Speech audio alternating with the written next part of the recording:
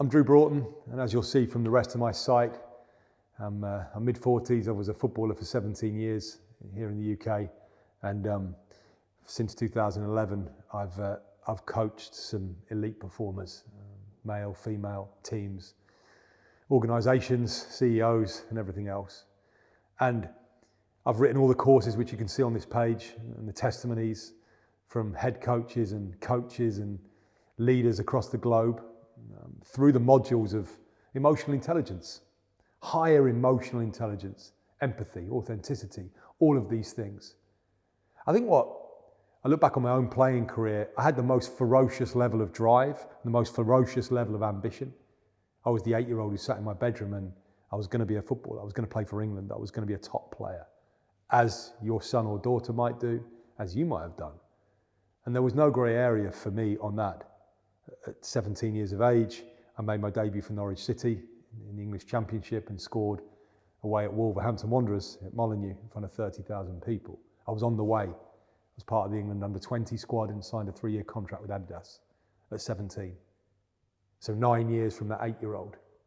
We all know that, we've got to push our sons and it's tough and they're going to be pushed physically and technically. What I want to talk about is why I failed, because I did fail, because from that moment of 17, I was there. Why couldn't I maintain that and go on and have an illustrious Premier League career and play for my country? Because I was there at 17. Well, the goals don't change, the pitch doesn't change. Stadiums get a little bit bigger, but that's not really the issue. Fear of the fans was never really a great fear. It was fear of failure, fear of failing, fear of what if I don't make it? What if I don't score? What if I don't get there? That's what started to overwhelm me. In an industry where emotions and feelings aren't discussed, they're not commonplace, and they're still not commonplace today. But I've had many parents reach out to me over the last decade and saying, can you help my son? Can you help my daughter? And the truth is I don't have time. 10 years ago I might have been able to do that, but I've evolved now into running 2 or 3 businesses, and I look after elite performers, and I'm very, very grateful for that. But what keeps me awake at night is not being able to help the younger ones. Well, I want you to have a far greater understanding and empathy at the end of it. Because what blocks us from that empathy is fear. What blocks us from that level of empathy is if we've gone on that journey or we've had kicks in the teeth in our life and we've blocked them out on that journey, then our inability to access that will be greatly reduced. That's empathy. What do the conversations look like? Pre-training, pre-game, or after training? When the kid's sitting silent in the back and you're dying inside as a parent to connect with them, because I've been there, but they're quiet. How do we bridge that? I think of the tools that I use as a coach is often the case. Language is essential, absolutely essential. We manifest what we are. It was the great Johnny Wilkinson of the England rugby team, the famous World Cup winners, 2003 I think that was, said you cannot deliver a message and be the opposite of that message. It simply creates more confusion and more damage. Powerful words. I as a parent don't want to create confusion and damage for my children. But if I deliver the message and am the opposite of that message, that's exactly what I'll create. And I see that being created all the time inside these academies, inside these centres of excellence. A message being delivered and the deliverer of that message being the opposite of that language. So an example would be a head coach, guys, I just want you to believe in yourselves. I want you to play free. I want you to just perform and have self-belief. Well, does that guy have self-belief? He wants to go on and be a top coach. Is he not scared of losing the game? Is he really giving that energy? So how do we access that energy and deliver the message and be the message? Because that's essential. Something that really hit me in years of therapy after my playing career was that parents are a child's first vision of a higher power, whatever that is, of the highest state. They are Superman, Superwoman, mum and dad. And I see my young son looks at me like, I have all the answers, I've got it all sussed. I'm big, I stand there at 6'4" above his, and he's looking up, I must look like this giant who's got all the answers. So there's a huge responsibility for me to understand that.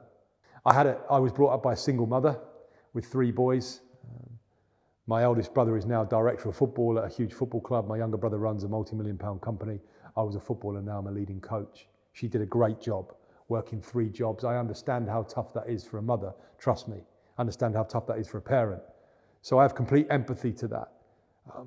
And my mother, bless her, did the very best she could. And it was about, dust yourself down, son, get back out there, go and do it again. Because that was the belief system. I'm very grateful for that, because it was a belief system built on resilience.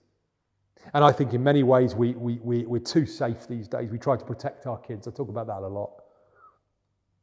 So if we're too respectful and it's all too comfortable and it's too nice, and in our heads, because we don't know the industry of professional sport, we think, well, we'll drop them off there and they go through this high performance excellence and this academy and they just work their way up. Sorry, it doesn't work like that.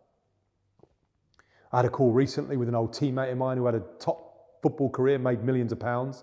His son's now 9 actually, and is in his second year at a high performance Premier League academy. He wants to quit. He's 9. His father had a stellar career and is emotionally aware. He said to me, what do I do, Drew? He hates it. So we had this conversation. Are we mentally and emotionally preparing that kid? What are the conversations? And he asked me what I would say to him in the car on the way home. Well, I think we have to start preparing them emotionally for that. And like I say, there's key words in here, words that are challenging, really challenging words. If there's one thing that I see that I think overrides this hemorrhaging of talent we have in academies, linked absolutely intrinsically to the mental health issues, it's the lack of authenticity, it's the lack of self, it's the loss of self from that young player. He could do incredible things and very slowly stop doing it, and you go this way. Well, now that gets really depressing, because that young kid's like, well, I can't be that player anymore. Now he's out the team. Now he's scared of getting another contract or another year, when really it's just a step back into how do we have those conversations? They're conversations I've had with multi-million-pound international footballers who are the same thing, who lose themselves in the industry because of judging, shaming, public judgment, confidence issues, and they lose their performance. There's so many high-profile cases of that. You can use the feed there to communicate with other parents. I will get interviews in there with parents, with coaches, with players. So this is really my life's work going into this. And yeah, I have no doubt that it will create a big shift in your life, and as a parent and as a leader.